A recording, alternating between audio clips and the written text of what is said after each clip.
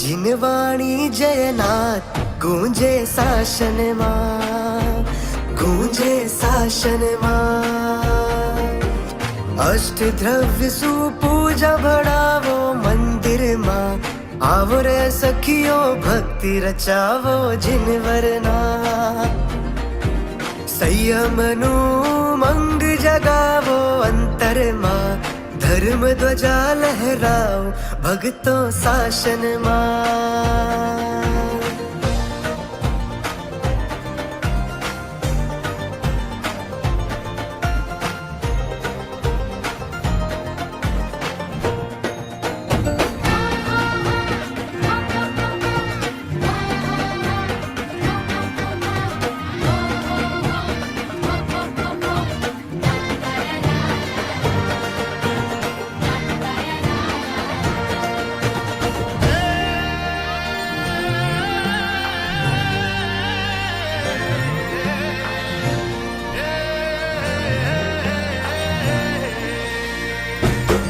हो जीव दया से प्रीति जगाओ, पापों से मोह हटाओ।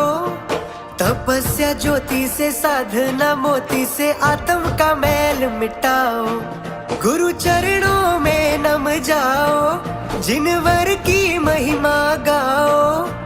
लाख 84 को क्षमा के मुक्तिपुरी में जाओ। जल चंदन फल फूल चढ़ावो मंदिर मां, जगमग जगमग ज्योत जलाओ जिनवरना, जलाओ जिनवरना। जिनवरनु दरबार सजावो आंगन मां, जिनवाणी जयनाद गूंजे शासन मां।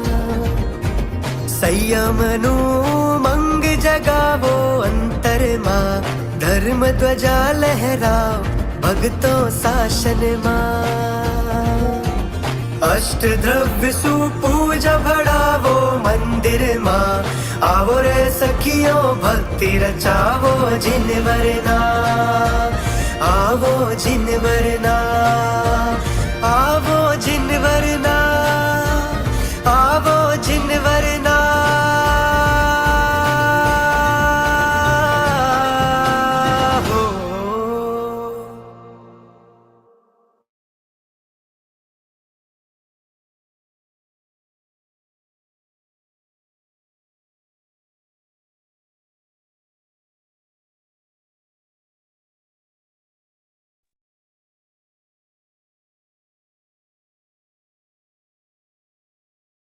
Jai Jainendra,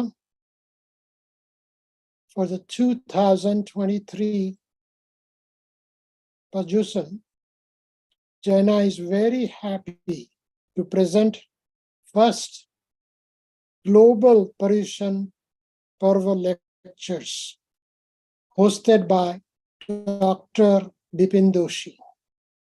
The theme for the series of lectures is Jainism Simplified. Dr. Bipin Doshi is chairman of Jaina India Foundation. He is a scholar teaching Jainism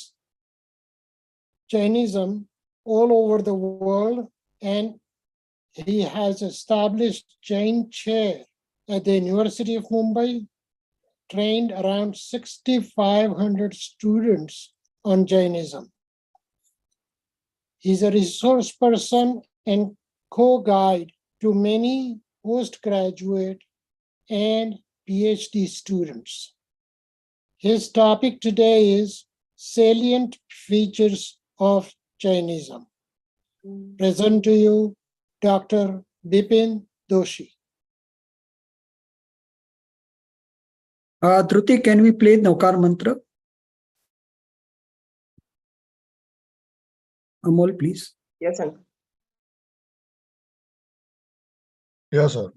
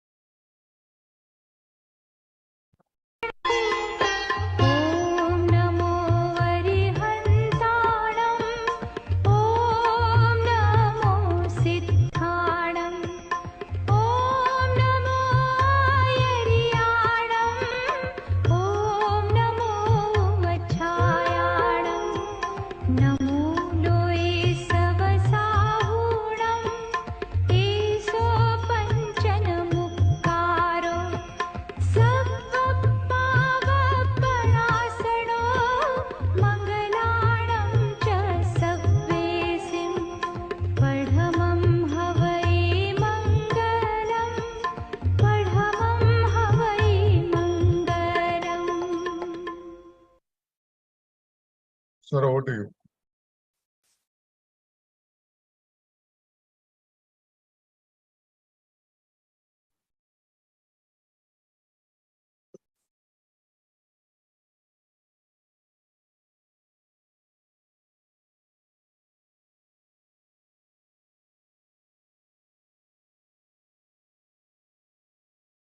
Just take 1 minute to set the screen.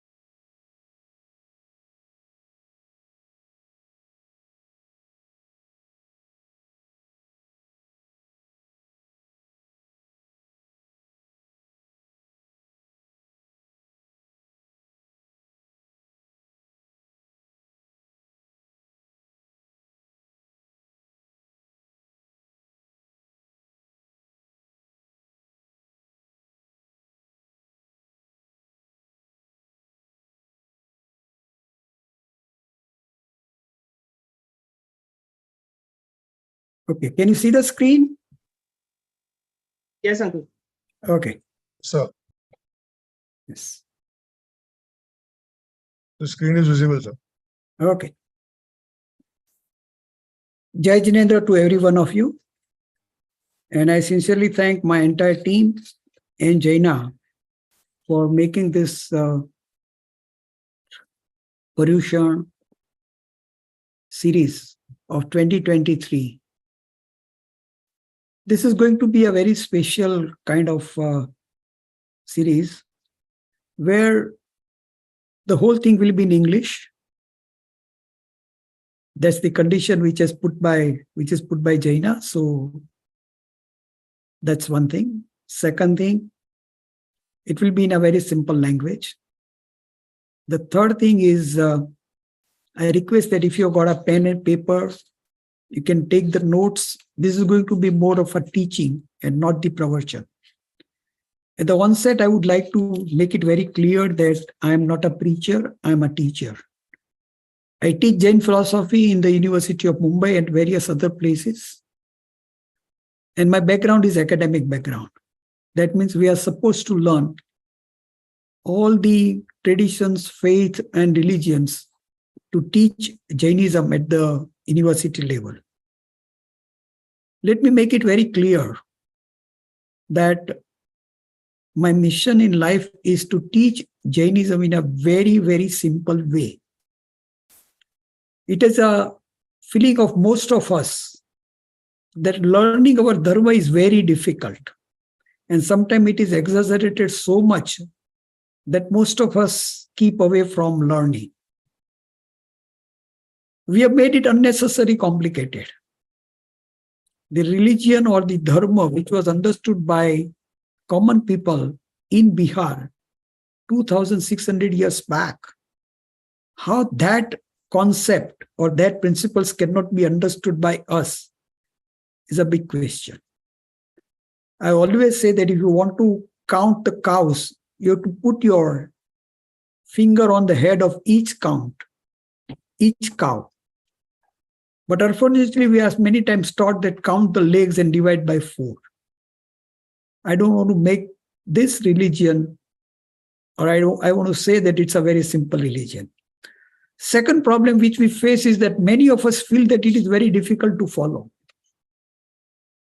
I can tell you 100% that Jain religion to follow is not difficult at all. And for that matter, any religion is not difficult to follow. They are simple. They are made in such a way that everybody can follow it. Third thing which I want to make it very clear is that it is not a special activity. We sometimes feel that religion or the dharma is a special activity. No. It has to be our day-to-day activity It has to be inbuilt in our day-to-day activities. And there is nothing that you are specially supposed to do. Obviously, you might do puja or you might recite certain mantras at certain time. That's fine. But otherwise, the whole day, you are supposed to follow the simple principles which are given to us by our masters. The fourth thing, religion has got to be, or the dharma has got to be relevant. It can't be irrelevant. And if it is irrelevant, what is the use of that philosophy or that concept or that principles to me? So again, I would repeat, dharma is simple. Dharma is easy to follow. Dharma is not a specific activity. Dharma has to be relevant. And at the same time, it must provide comfort to my physical health, comfort to my mental health, comfort to my social health, comfort to my spiritual health, and also it should be very eco-friendly. Again, most of the time we feel that, a fear is created. That, like sometimes you say that one drop of water and there are infinite jivas, and if you use that one drop of water, you have your lives which is going to be infinite and you will be crushed infinitely. That much of a fear has been inculcated in us when we listen to some of the people. At the same time, the advantages of doing some dharmic activities or the rituals has been so much exaggerated that it confuses our youth, especially. And they go away from learning of Jainism or Jain philosophy. Today onwards, for 7 days, we'll be meeting and I'll be putting a small question, which answer also will be given to me, will be given by me because unfortunately we cannot do an interactive session. In that case, it will be very difficult for us to, we'll be wasting a lot of time in question answers. So you have to put all your questions into the chat box. These questions will come to me, and appropriate time, I will try to answer all those questions.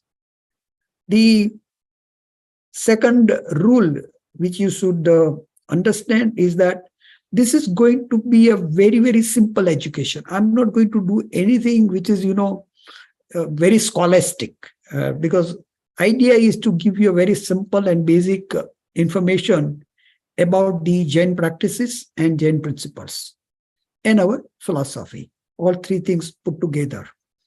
And before I start, I sincerely thank Jaina and all of you to be with me for this wonderful journey which we are going to have for another 7 days. The first question comes in your mind that if somebody asks you which dharma you follow, then you say, I am following Jain dharma. I'm using the word dharma, not the religion, because there is a reason for that which I'll let you know later on. And somebody asks you, who is Jain? When I ask these questions to say 100 people, there's hardly one or two who will answer me. You call yourself, or we call ourselves Jain, and we also do not know the meaning of Jain. So friends, what is Jain? The followers of Jina. People use the word Jina. I don't like to use the word Jina because the right word is Jina. The people who follow Jina are called Jain. Simple answer. Now, the second question comes, who is Jina? The English translation of Jina is conqueror, the one who is victorious. The third question comes in our mind, that what you mean by conqueror? Very simple. The person who has conquered his inner passions or the evil passions. There are many passions, but there are 4 passions described in our literature: anger, ego, deceit, and greed. Deceit is like cheating. So the person who has conquered 4 passions, which are also known as kashaya, is known as Jina. And I want to follow the teaching of Jina, and that's why I am Jain. When I say Namo Aryantanam, Namo is to bow down. Aryanta is one who has conquered the inner passions. Anam means his sermons. In a way, I accept his sermons. That is the meaning of I bow down and I accept his Jinavani or sermons is the right meaning of Namo Aryantanam. So again, Jina is a conqueror. He has conquered over the 4 kinds of passions: anger, ego, deceit, and greed. And I follow him, and that's why I am called Jaina. So every one of us should know the definition of Jain. Second question, what is dharma? See, basically, dharma and religion, 2 words are very different. Dharma is applicable to all the traditions or the faith or the philosophies which we call Indian philosophies. Religion is the word usually used for all the faith or the traditions which are called Western traditions. Islam, Christianity, Judaism, Zoroastrianism are called religion. Indian dharma are called dharma. We don't call them religion. Why we do not call them, I will let you know later on. So first of all, what is dharma? There are probably more than 100 definitions of dharma if you refer to the literature or the dictionary. And people have been trying to give a lot of explanation on what is dharma. However, it's not a scope of our topic to tell you so many things. But I'll tell you first the commonest definition of dharma, which has been accepted in Indian literature, or let's say in our Indian culture, is called dharayati iti dharma, the one which holds you in adversities. And this is probably the common meaning of dharma. That means when you come into any problem, there is somebody, something which holds you. So that's a simple definition of dharma. And another definition which is very popular is given by the Kautilya. When I read Kautilya Arthasastra, he very clearly mentioned about the word dharma.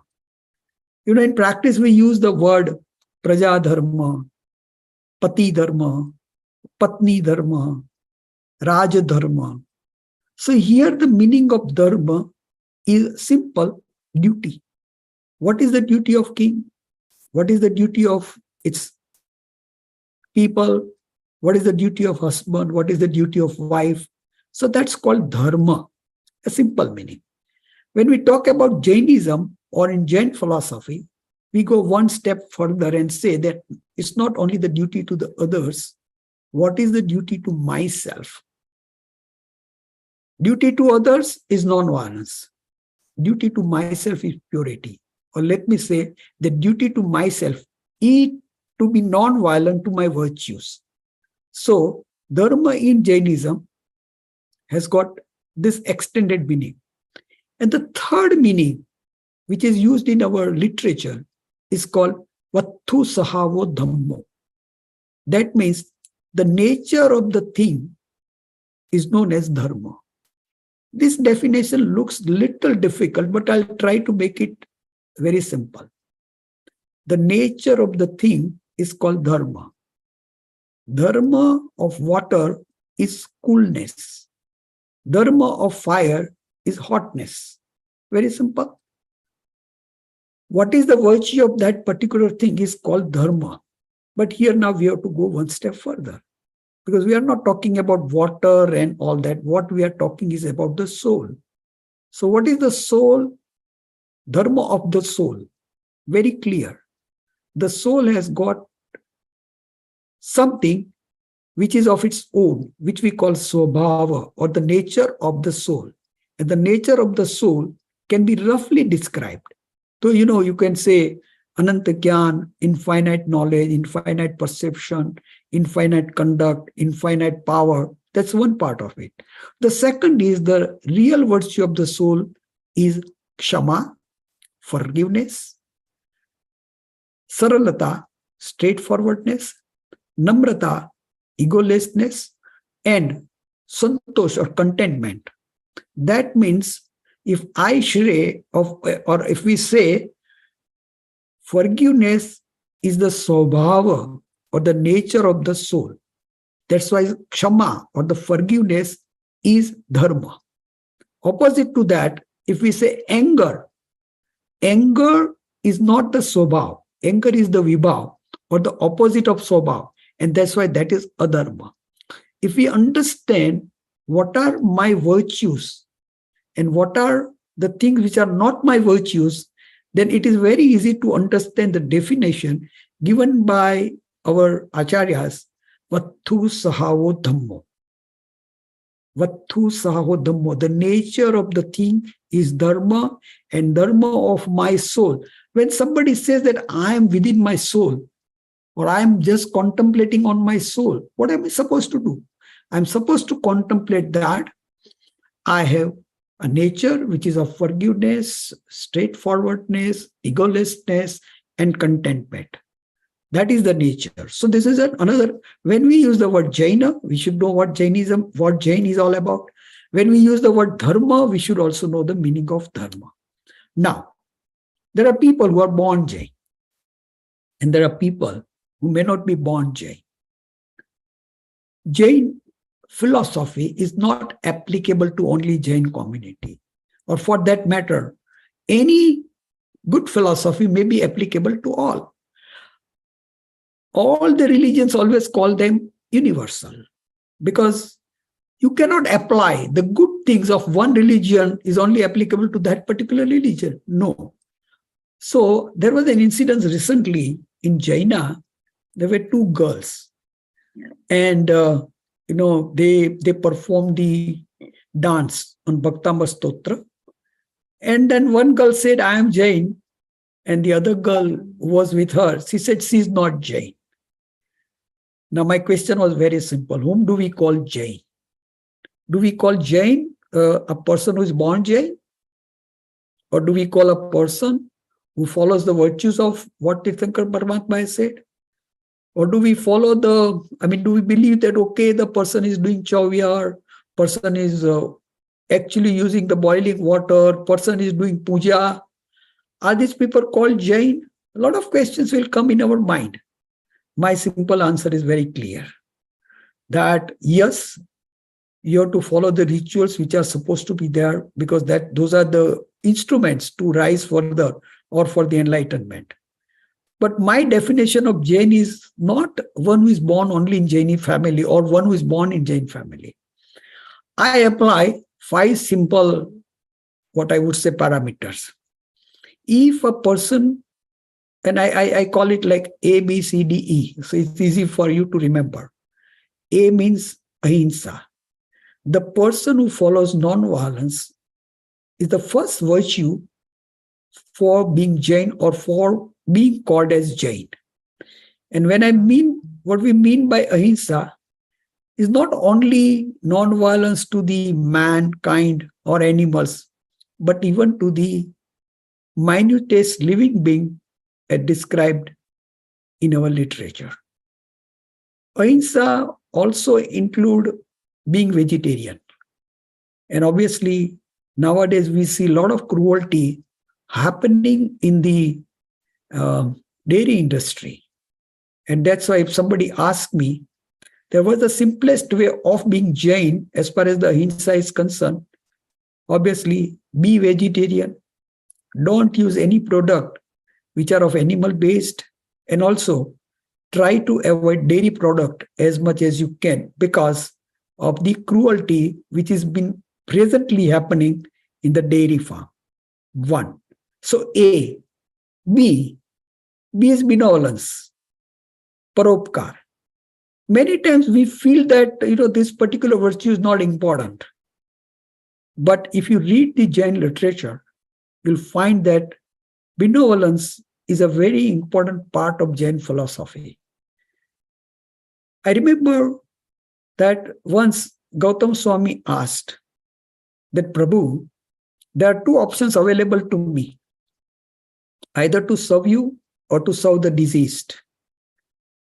What should I do? And, Tirthankar Paramatma was was a person who knew the things very well.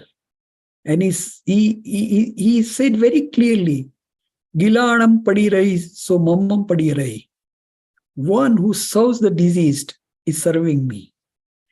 The whole Jain literature is full of activities where Tirthankar Paramatma, Tirthankar Paramatma went from one place to another place to remove the superstitious. When the Tirthankar Paramatma last time, the end of his life, Nirvana, when he was giving sermons in Pavapuri, he's sending his main disciple Gautam to the nearby village to see that no animals are killed in yajna. Now, this is what I learn or I understand. So, benevolence is the second virtue which all Jain should have, or if you want yourself to be called Jain, because it's something which is very important in our day-to-day life. The third one, which I always say, C, compassion in action. Not only compassion that you have in your mind, but you have to be actively involved into the activities which we call compassion. Obviously, there are times where my resources may be limited, but doesn't matter. I should always aim to do as much as I can do for others and as much empathy which I can make it for others. The third is D. Desires has to be limited. This is a very controversial subject. I'll tell you very simply. When people said that the GDP of one particular country has gone up, people cherish it. People said, okay, there's going to be a good economical growth. The main nation would progress. In a way, this may be true. But at the same time, remember, then when the production increases, what happens? Two things definitely happen. One is that you deplete your natural resources. No matter, you might reuse and you might, reform, and there are so many RE are used. But at the same time, there's bound to be some depletion of your natural resources. How long this can continue? There might be a probably future where there are no natural resources available. And that's why the consumption has got to be reduced, the production has to be reduced. One. Second, whenever there is a production increasing, it's bound to create some problem in our climate. It's going to damage. Little less or little more, whether it will damage the water or whether it will damage the soil, or whether it will damage the plants or whether it will damage the air, we do not know. But yes, there is no production without some damage to the climate. And think about it. More production, more climate damage. As such, we are already damaging our climate, already damaging our natural elements too much. So, Tirthankar Mahavir, 2600 years back, gave the concept of minimalism. I usually don't use the word aparigraha, I use the word alpaparigraha, because we cannot live without many things. But really, if you think that how many things do we really need and how many things do we have, you'll really find out that there are so many things in our life without which we can live. Buying one extra t-shirt, I might say that, okay, I bought it from my money. And who cares, right? But remember, one production of extra t-shirts requires 2,800 liters of water. Not only that, again, you have to maintain that. And many times it might happen that you may not wear that t-shirt for a long time. And your wardrobe may be full of number of clothes. So the concept of limiting your desire. Once I was asked to teach this to the youngsters, youth, very children, and very difficult to put in concept of aparigraha or alpaparigraha or minimalism to them. But I made a slogan, and a very simple slogan. Ask yourself, do I need it or do I want it? If I need it, I should buy it. But if I want it, I shouldn't buy it. And this should not be applicable only to the children. This should be applicable to mother, father, siblings, and everybody. Once that virtue or that tradition or that idea is created in your family, I'm sure that your children would learn a long way. So one who follows controlling the desire or desires to be limited is also a virtue of Jain. And lastly, eco-friendliness. I don't want to claim that only Jainism talks about ecology, but yes, Jainism is definitely a religion which has gone into the depth of protection of our climate or the protection of the environment. When we talk about Chakaya Jiva Raksha, 6 kayas, 6 types of bodies are described in Jainism, what we call earth bodies, air bodies, water bodies, fire bodies, vanaspati, that is plant bodies, and other tras jivas, or those which are moving from one place to another place, which we call 2-sensed organism to 5-sensed organism. Here, Tirthankar Paramatma has given a very important, very good importance to protection of air, water, earth, and fire, and vanaspati. Because just think, what does our existence is on? We exist only because of one simple thing, and that is sun. The energy coming from the sun. I don't have to teach this science to all of you people. We know that without sun, our earth will become cold and it will extinct. Who takes this energy? From the sun. I cannot grab the energy from the sun because my body does not do that. The only living being available on this earth are the plants. Sun has got a vast energy, and sun also gives us a vast energy which is coming on our earth in form of light. Vanaspati, or the plants, only has a capacity to accept or absorb this light, imbibe this light, and convert the carbon dioxide into the food and exhale the oxygen. So, if there is no light, there is no vanaspati or the plants. Now, for the plant to grow, you need earth. You need good soil. For the plant to grow, you need a kind of warmth. For the plant to grow, you need air. And for the plant to grow, you need water. So how scientifically Tirthankar Paramatma has taught us? Obviously, we use the word parasparopagraho jivanam. What does it mean? All living beings are interdependent. When somebody says that I want to follow non-violence, I always say that we follow non-violence not to, like a empathy to others. I usually don't like the word Jivadaya, because, Jivadaya is something like I'm doing something good to others. No. Jivadaya, or protection of animals, protection of various kinds of insect, protection of various kinds of other living beings, and also the protection of water, air, soil, and plant is for my own existence. I have to follow non-violence, not for others, but for my own existence. And that's why I always say that the person, your friend, ask him 5 questions. Are you following non-violence, ahimsa? Are you benevolent? Are you compassionate? Are you controlling your desire? Are you eco-friendly? And if answer is yes, he may not be born Jain, but he is definitely a follower of Jaina, or follower of Jain philosophy. So friends, let's try to understand that what is so special about Jainism. Because, sometimes people try to find out that, okay, my religion is the great religion. Obviously, people will always feel so. And every religion would say so. But I will start with certain basic questions. The first question is that we should try to understand that how this philosophy, how this religion has evolved.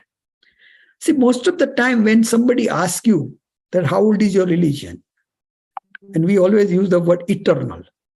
Eternal means, it's there since the time of eternity. Let me ask you that suppose you ask a friend of you who is an Islam or the Muslim, would he say that Khuda is not eternal? If you ask the Christian, would he say that God is not eternal? If you ask any Hindu guy, wouldn't he say that Brahma is eternal? So every religion believes that they are eternal. Okay, we don't want to discuss that part. But we have to understand that since when the philosophy of Jains has been brought to us. And obviously, we usually start with Tirthankar Adinath. Now try to understand that Tirthankar Adinath, if you see the life of Tirthankar Adinath, and if you see the life of Tirthankar Mahavir, there's a vast difference. Tirthankar Adinath was king for a lot of time. He established the social order. He gave the knowledge to his 2 daughters and 2 sons. So, it's a very different thing. Now, all that you will not find as far as the life of Tirthankar Mahavir is concerned. So there is definitely a dynamism. What was followed at the time of Tirthankar Paryushan was definitely changed at the time of Tirthankar Mahavir. So sometimes people feel that, you can't change anything. But if you really see the history of Jain tradition, you will find out that religion, right from Tirthankar Adinath to Tirthankar Mahavir, has remained dynamic. And it has to remain dynamic. The religion which does not remain dynamic actually extinct. So to understand that how these religions have evolved, or how this religion has come into existence in our society, we should actually we have to understand the religion into more detail. Now let me ask you that, this is the slide which we have prepared at Jain Academy of Scholars, and Dr. Bhandari has been an instrument to prepare this slide. What is the uniqueness of Jainism? It has got all the elements of civic society. Unfortunately, we always talk about dharma, dharma, dharma, but actually it's a part of our life. How? Let's understand the first thing, the laws. Jainism believes in the law of nature. Jainism believes that everything in this universe works or is managed by the law of nature. There is no divine power, or there is nobody else to govern the universe. It rejects the concept of creator God. And obviously, there should not be any fear. It's a fearlessness, abhaya. That's what Jainism starts with. Personal equality. All lives are equal, from weakest jivas to our Tirthankaras. See, the only religion in the world which can claim that we believe in equality. Let's understand. You take one-sensed organism, take 5-sensed organism, or take Siddhas. The soul present in all these 3 states is the same. They look different only because of the karmic coverings. Inside it is the same. This cannot happen as far as other religion is concerned. One cannot say that I am like my God or I am like my... No. Now the concept of equality will exist only and only in this religion. Second, responsibility. Many religions talks about some divine power to do something for you. Jainism is one religion which talks about Purusharth and associated with this as a theory of karma. Anything happening in your life is because of 2 major things. Obviously, there are 5 samvai described, and I cannot go into the detail of 5 samvai, which is called swabhava or nature, kala or time, nimitta is associated factors, niyati is the destiny, purva karmas or my previous karmas, and purusharth is my efforts. There are 5 things which are required for any event to happen. But out of these 2 important are Purusharth and theory of karma. Whatever is happening today is because of the result of my previous karmas which has come into the fusion and my present Purusharth or my present efforts. I give you a simple example. That suppose you get angry on me. Now, because the anger is lying within me, that kasha is lying within me, I will also get angry, or there is a possibility that I'll get angry. You created a situation by which I was likely to be angry. So, the situation is one, my karmic particles are there within me, but if I put my efforts and if I keep myself cool, that is Purusharth. So anything to happen, previous karmas are important, and at the same time, my present Purusharth or my present effort is important. But here it goes one thing more, that the emphasis on self. Nobody else will come and control your anger. Nobody will come and teach you forgiveness. You have to do yourself. So I always say that the self-reliance or the self-efforts is most important part of Jainism. And that's why it is called Shraman tradition. If you consider the two major traditions of Indian literature, one which we call Vedic tradition, the other which we call Jain tradition or the Shraman tradition, where Jainism and Buddhism are there. This is the tradition where we do not believe in any divine power to interfere in our fate.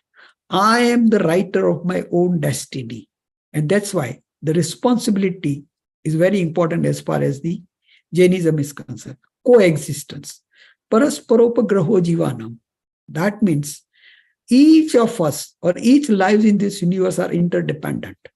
I cannot live without other living beings. Scientists have also said that if we kill all the animals in this universe, even our own mankind would extinct in another 28 days. All inclusive. Anekantvad. Respect different or opposite view. This has been taught to us by our Tirthankaras.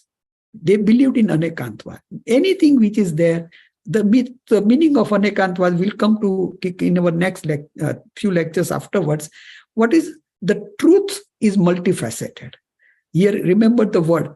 Truth is multifaceted. False is not multifaceted. So that's a part of our social harmony which we require. Social equality, obviously, truth, non-stealing, non-interference, aparigraha. Now the word which we have used is highest communism and minimalism is part of Jainism. Here I don't want to compare it with communalism or communist, but yes, Tirthankar Paramatma has taught us how to share and care for others. Many other religions might have taught, but this can happen only when I follow a concept of minimalism, equal opportunity, emphasis on knowledge, physical and psychological. And purpose of life is eternal happiness. Now, these are the very, simply the uniqueness of Jain religion, worthy of becoming a globally accepted philosophy. It has got the elements which are so important for the people all around. But unfortunately, when we use the word Jainism, there's a bar. People say, okay, this is your religion, this is not my religion. So yes, we have failed to convince the people that this is not a dharma. This is basically a very universal philosophy which is useful to the whole mankind. How ancient is our religion? And there is a debates and debates. Somebody tries to prove that we were before Vedas, and somebody is trying to prove that we were before Buddhas.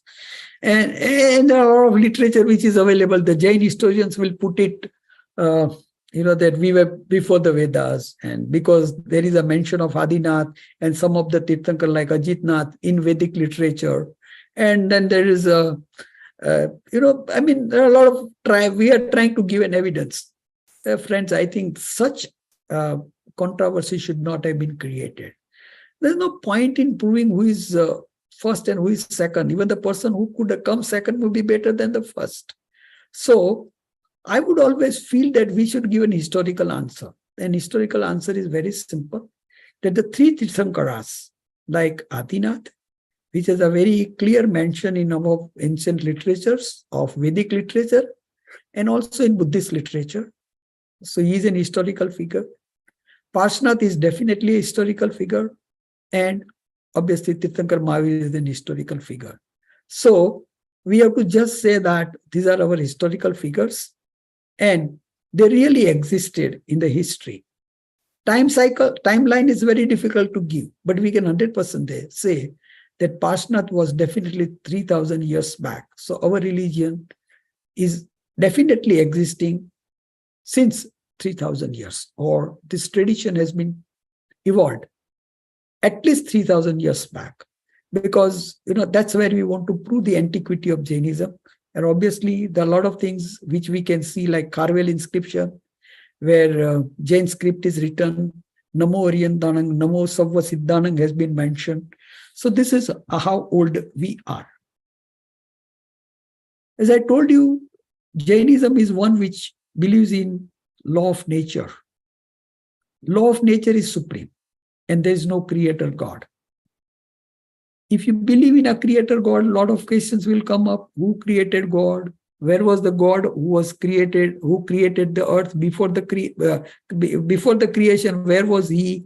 And why did he create? And if he created, why did he created such problematic things around us? So there is a problem. But suppose you say that no, there is no creator, then also logically says that how the things could be created without the creation. Yes, both sides we have a problem, or both sides we have a question. However, Jainism believed into no creator God. And I personally feel that Tirthankar Mahavir wanted to give an importance to your own efforts. Tirthankar Mahavir wanted to tell you that why you want to rely on somebody else? Do it yourself. So the self-efforts were to be given importance. And that's why the no creator concept came as far as the Jain teaching is concerned. Obviously, one religion which talks about that I can become Paramatma. There's no other religion, Muslim cannot say that I can become Khuda. Or for that matter, Christian cannot say that I can become God. But here is the religion who says that, yes, you yourself can become Paramatma. Each soul can attain the Godhood. So this is a very interesting part of Jain teaching. Obviously, air, water, and earth are living beings.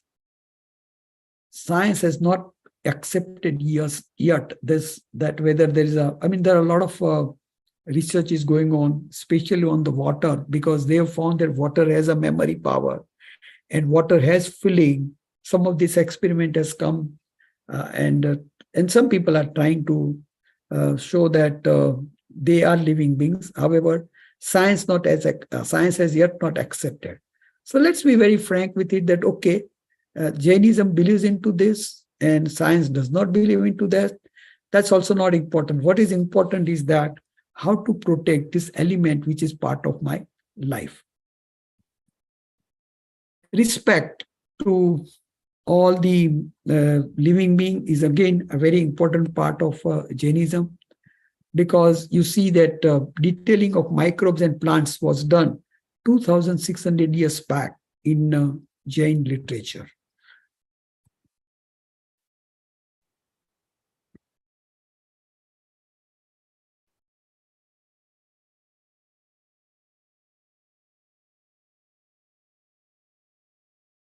The three important part again of Jainism is equality, which I did tell you about, equanimity, and eco-friendliness. Yes, I did say about eco-friendliness, but let me tell you something about equanimity. Practice non-violence, non-attachment, and non-absolutism, which may look nearer to impossible, which are the built-in concept of equality, equanimity, and eco-friendliness. Equanimity is resilience. Today we are seeing that, especially in our children, the resilience is decreasing. They ask you why. They tell you who cares. They also, the way they talk sometimes, they are not ready to accept any adversities. Remember, Jainism is one who is teaching us to be equanimous in all the adversities. Take the example of Tirthankar Mahavir. What adversities he had, and during all these adversities, he was equanimous. One might say that is it possible in our day-to-day life? My answer is very simple, that yes, there are many incidences where we overreact. There are many incidences where it is necessary that it was not necessary to unnecessarily, give it back. Just give you an example. Suppose there are 10 things that happen in this particular day to you, and you reacted, at all the time. You may think at the night before you go to sleep, was it necessary to react to all this? And probably you'll find that there are 8 or 9 things where it would have been better if you would not have reacted. That is what the concept of equanimity. Yes, we can't be like Tirthankar Mahavir or maybe like Purusharth, but at least whatever best we can do is very important for our own life and for our own survival. So these are the 3 concepts. Strict monk code. It is said that the monks of Jains, you can say almost, zero carbon footprints. They don't use electricity. They don't use excess of water. They don't use the vehicle. They are not only minimalism, they only use the bare minimum required. You wouldn't find in any other religion this kind of strict monk code. And we always, bow down to our Guru Bhagwan, who has taken this path to tell us. People talk that, yes, they have taken a path of Sanyama, they have taken Diksha, they want to go to the moksha as early as possible. Fine, that is all fine. But to me, when I see a monk, Jain monk, I always feel, my God, how courageous he is, that he is living a life where he doesn't hurt anybody. He is living a life where he is using the things which are minimum. He is living a life without any greed. He is living a life without any attachment. So how do I learn things from him? So for me, a Jain monk is, an ideal in front of me. That yes, I may not reach to the extent what he has reached, but can I become at least better than what I am today? So for me, all Guru Bhagwans, they are definitely, we bow down to them. But at the same time, it is not important that we only bow down to them. It is very important that we learn something from the practices which he do. Obviously, we should know about the 13 vital virtues of our Sadhu Bhagwan, 5 Mahavratas, 5 Samitis, and 10 Guptis. We'll try to cover whatever little I can in our few next lectures. Penance. Again, one religion which has given a very deep importance to all the penances. Tapa. And yes, we described 12 types of tapas. One which we call external, and the other 6 are known as internal. Friends, let me be very clear about this, because this is the time when many of us will be doing Athai or mass command or things like that. Fine. All that is very good. But the external penances are preparing ourselves for the internal penances. We don't have to stop only at the external penances. It's a prerequisite to go into the depth or follow the internal penances. I'll also try to mention about the internal penances here. Usually, when somebody says, unsun, it is fasting. As far as the food is concerned, yes, it is fasting. But it does not stop only at fasting. When I say unsun, the simple meaning of unsun in English is to avoid. What do I avoid? All my sensual pleasures. Is it only related to my taste? No. It is related to my touch, taste, smell, seeing, and hearing. So all my sensual organs need to avoid the pleasures. Why do I need to avoid pleasures? Because my pleasure may hurt others. Any activities which we do, we have to be very, very careful that is my pleasure is something where somebody is hurt, some resources are used, something which was not required has happened or not. So that is first learning of unsun or avoid. Unodari is restrict. Ruti Sankshep is not only that it means you restrict the wandering of your desire. Ras Parityag is your intensity of the pleasure has to be controlled. Kaya Kales is to make your body physically fit for the spiritual activities. And Pratisalinta is the mental steadiness. If you control your sensual organs, if you have a physical body which is fit enough, and if you are mentally steady, then only you can enter the domain of internal penance. Internal penance is again prayaschit, repentance, which is a very good part for our life to purify our mind or get a guilt out of our mind. And the prayaschit is of two parts or is divided into two parts, pratikraman and pachkhan. See, such a wonderful religion that if I want to avoid if I want to forget if I want to ask for the forgiveness of my past sins, I do pratikraman. If I don't want to imbibe the present sins, I do samayik. And if I want to avoid my future sins, I take pachkan. So you have a solution to past, present, and future also. Obviously, Vinay is egolessness. You cannot exist as a pure person unless and until you are having egolessness. Uttradhyan Sutra, the first chapter is Vinay Sutta. Tirthakar Paramatma says that if you are not Vinay, or if you do not possess the humility, it is impossible to enter the path of spirituality. Vayavach is a selfless service to everyone, all others. Not only to Sadhu Bhagwan. Sometimes we misunderstand that Vayavach is only for Sadhu Bhagwan. No.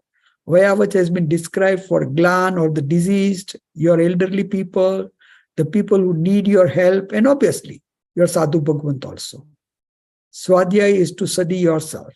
We usually study what is seen outside, but we do not know who is the knower. Knower. Who is a knower? Who am I? Where do I come from? Where do I go? What are my virtues? What am I supposed to live life like? This contemplation on your soul or on your consciousness, on your being over here is something that which you do in Swadhyaya. Obviously, just start thinking that who am I?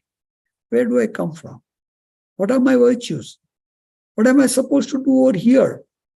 More and more you think about it, you'll start realizing that no, all that is, which is not within me or what that is not me is, something which is transitory.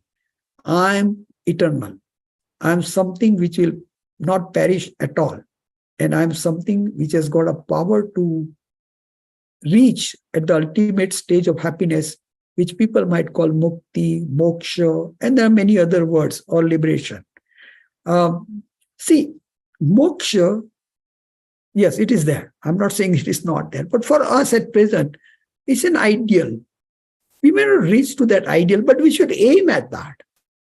Now, sometimes what happens that, I was teaching Jainism in my class.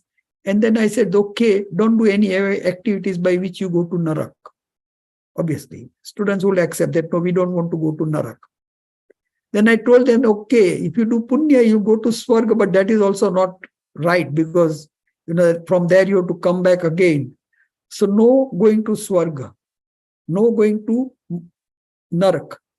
And then when I talked about the moksha, I said, no, that is not possible in this time. So the students got confused. So you are saying no to Narak, you are going no to Swarga, and you are also saying no to moksha. What do I do? So practically you have to explain that you have to prepare yourself slowly to purify yourself. So that is called Swadhyaya. And then you go into the depth of it, that is called Dhyana. And still further actually Swadhyaya, Dhyana and Kayotsarga are one. They are not different. They are not three different things. It's a state. Swadhyaya is an initial part, Dhyan is deeper part of it. And Kayotsarga, what we call Kausar, is so much in depth that yes, you know, Kaya means body. You detach yourself from your body. It doesn't mean you die, but you go to such a state where you forget what all other things are there with you. You only focus on the eternity and the fineness of your soul. That is called Kayotsarga. Obviously, Jainism believes on science of karmic particle, how they are attached with the consciousness. Only religion in the world which says that karmas in Jainism are matter particle, with clear understanding of both entities. One side is the consciousness, other side is the karmic particle. How with the activities of the soul, these karmic particles are attracted, they are detached, or they are bonded, and giving the result. So I usually use the word MAS, again for the Jainism. M is minimalism, A is ahimsa, and S is scientific. When I use the word scientific, or when we use the word scientific, we have to understand that how karmic particle and consciousness, and today scientists have started believing in the, how to compare the quantum physics with the science of karmic particles and the consciousness. So, a lot of research is going on. And if you read about the karmic particles, the karmic forces, and the karmic field, and if you compare it with our quantum physics, where we talk about quantum forces, quantum particles, and the quantum fields, there's a lot of similarities which we see. So probably a day might come there, we'll be able to find out more details about how the science of consciousness with matter particle explains the theory of karma. Obviously, Dharmastika and Adharmastika are yet not very well understood as far as the science is concerned, but Jainism has very clearly mentioned that everything in this universe is in motion and yet steady. So what are these two elements, and about which a detailed description has been given in our literature? Nature of the soul, infinite energy, infinite bliss. That is what we want to achieve. Obviously, our diet rules are very important for physical health, mental health, and social health. We'll go into the detail of this in our third or fourth lecture. Worship in Jainism is a very different kind of worship. Here we cannot ask anything from Tirthankaras. Almost all other traditions, there is something like, agreement, or something like where I offer you something, I pray, I do a praising, I offer something in your fire, that is yagyas, and by that, I also accept your blessings to me. See, there is no story in Jain literature which talks about blessings or which talks about the curses. If you see many other literature, other scripture of other religion, you will find that at every moment, either there is a blessing or there is a curse, Ashirvad or Shrap. Now that doesn't exist in Jainism, because here the Tirthankara Paramatma says that I am not going to give you anything. Whatever you are supposed to do, you do yourself. I am only an inspiration to you. So the worship in Jainism is a very different kind of worship. Obviously, as I told you, no Jain story talks about favor or curse on anyone who may believe or do not believe. This is the basic principles of Jainism. Jainism has done a great contribution to the languages of our country, especially Sanskrit, Tamil, Karnataki, and Gujarati. These languages are rich because of the contribution by our Jain Acharyas. Obviously, Jains are very philanthropist. Whenever there are natural disasters, we are always there. Obviously, excellent piece of art and architect are seen in Jain tradition. I've just given the example of Shravan Belgoda, Indra Sabha of Ellora, or lastly, the Holy Death. Once I was supposed to take a lecture where Shishi Ravi Shankar was there. He talked about the art of living. I was a speaker after that, and I said, sir, yes, you have taught us art of living, but Jainism also teaches us art of giving. Not only that, art of dying, santharu, holy death. How to make your death not as a panic situation, but mahotsav, a celebration. That's what Jainism is teaching us. So friends, there's so many things which we can talk about Jainism. In due course of time, I'm going to take very important lectures. One day I'm going to talk about theory of karma. One day I'm going to talk about how Jainism affects the environment. How the principles of Jainism are important to protect our environment. I'm going to talk about the Jainism and economy of Tirthankar Mahavir, or economy of Tirthankar Mahavir. I'm going to talk about how the spiritual practices are useful as far as our health is concerned. I'm going to speak about also the management, which you can learn by reading Jain literature. So my teaching would be a bit different. And obviously, one day I'm going to spend 1 hour to give you the brief of Jain philosophy. As I told you, in 7 days, 7 hours, it is not possible to teach you Jainism. But definitely, this will now make you'll give an inspiration to learn Jainism in a very, very simple language. Again, Jainism is not a rocket science.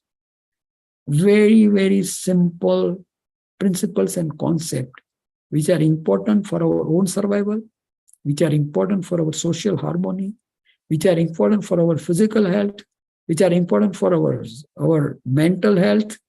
And obviously, they are so important to preserve the ecology of this universe. We want to make this earth a better place to live. Yes, in no place I'm going to talk more about Atma.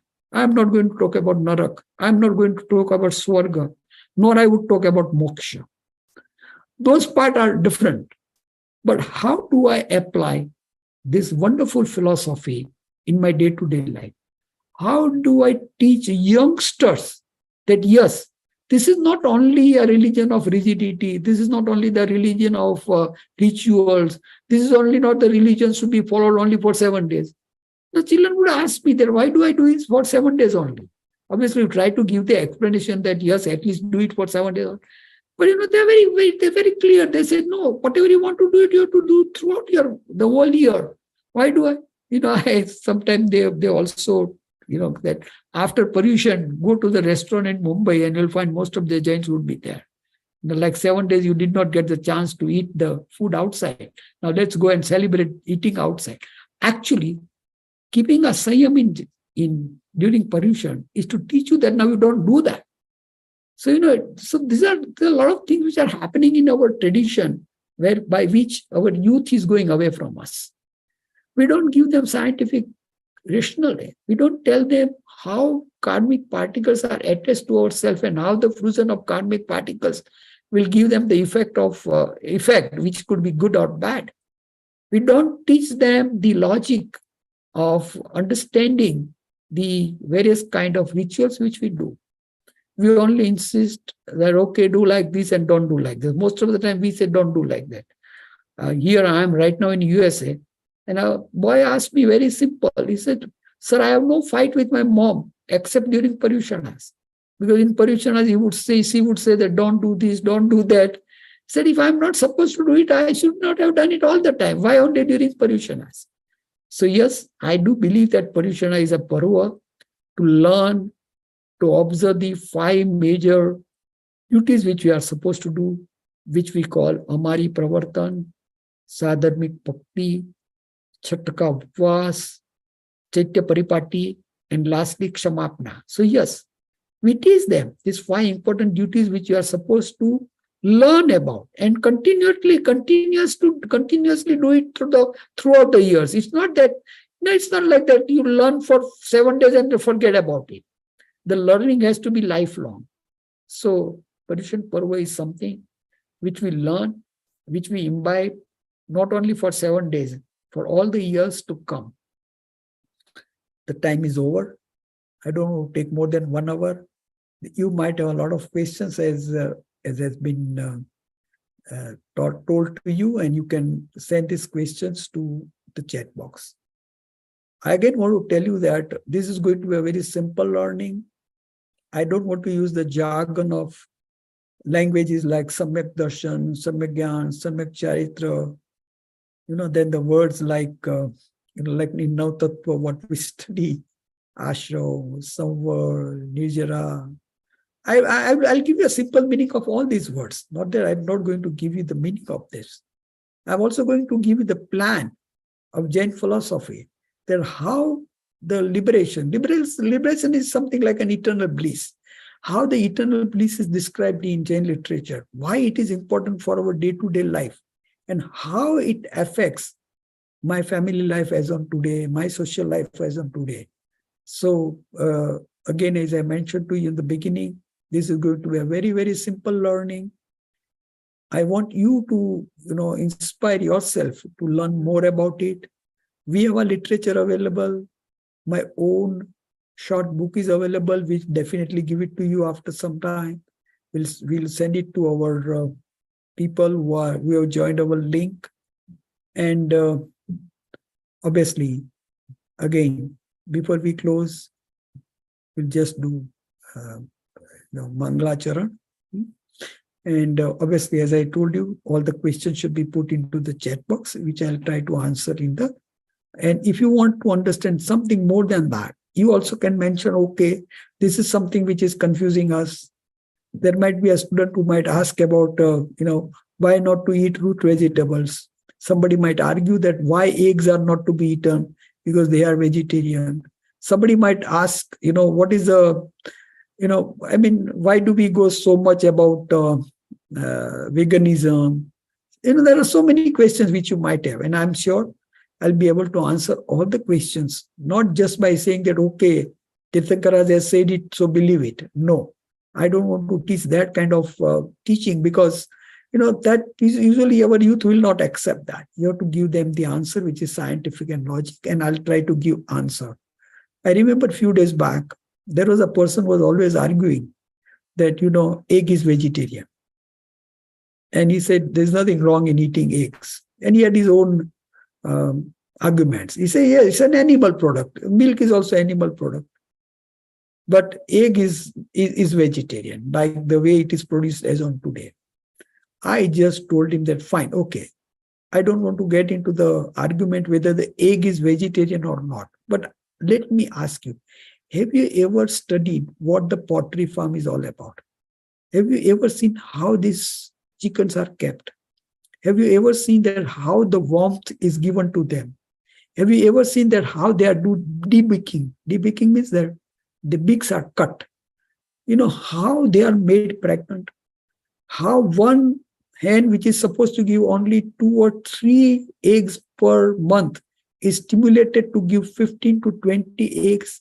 Within 2 years, they become almost like a dead chicken or dead hens, and they are immediately sent to the slaughterhouse.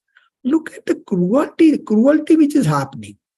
Don't just argue whether it is vegetarian or non-vegetarian. Would you like anything where so much cruelty is going on? And is it necessary in our life? Is it something, or somebody might say the air is necessity, water is necessity, but certain kind of foods are not necessity of our life. So we try to explain everything from logical explanation and from trying to tell you that we have no right to commit cruelty on any of these living beings. With this, we'll end it over here. Sarva Mangal Mangalyam, Sarva Kalyana Karanam, Pradhanam Sarva Dharmanam, Jainam Jaiti Sasnam, Jainam Jaiti Sasnam. At the end, जो हमारे हिंदी में कहते हैं, gene आज्ञा के विरुद्ध अगर मुझे कुछ कहा है तो मैं आपकी क्षमा चाहता हूँ. मिच्छामि दुक्कडम. कल फिर से मिलेंगे at the same time all over the globe, and tomorrow my topic will be theory of karma. We discuss quite a lot about theory of karma. What is this theory of karma? Is it really relevant? We'll try to learn something, some basic things on theory of karma. बहुत बहुत आपका आभार. Thank you very much. Jai Jinendra. Thank you, Bipin Bhai. We will be looking forward to your next